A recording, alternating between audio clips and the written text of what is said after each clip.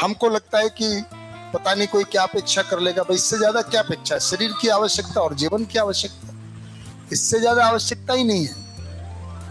क्योंकि हमने आवश्यकताओं को अनंत माना हुआ है तो अपेक्षाओं को भी अनंत माना हुआ है। दिक्कत कब आ रही है? जब हम केवल सुविधा को सुख मानते हैं और एक दूसरे से केवल अधिक से अधिक सुविधा की अपेक्षा करने लग जाते हैं। क्या करने लग जाते हैं?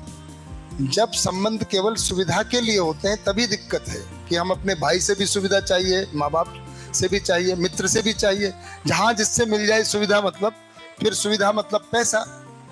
अभी सुविधा को हमने पैसे में कन्वर्ट कर दिया ना, वो एक्चुअल में उसका आदान प्रदान ही हो सकता है। सुविधा तो आधार में बीच है ही, बीच में हर मूल्य में है ना। विश्वास सम्मान स्नेह के साथ अगर वात्सल्य है, पोषण है ही उसमें, है ना। पर सुविधा केवल अधूरी है। बिना समझ के, बिना जीवन की आवश्यकता को एड्रेस किए हुए कोई भाव नहीं बनेगा। तो ये भाव बनेगा तो भाव के साथ भाषा से आएगा।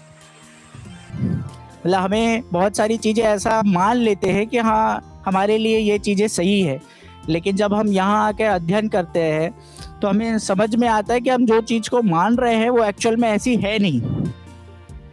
तो ये चीज़ें यहाँ आकर क्लियर होती हैं।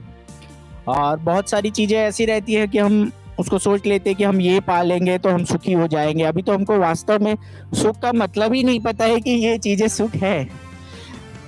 हम उन्हीं चीज़ों को उसमें अपना सुख ढूंढने लगते हैं। तो वही है कि यहाँ आकर ये चीज़ें क्लियर होती है। मन में बहुत सारे भ्रम है कि ऐसा होगा, ऐसा कर लेंगे तो वैसा होगा। तो वो जो भ्रम है वो यहाँ आकर क्लियर हो जाता है।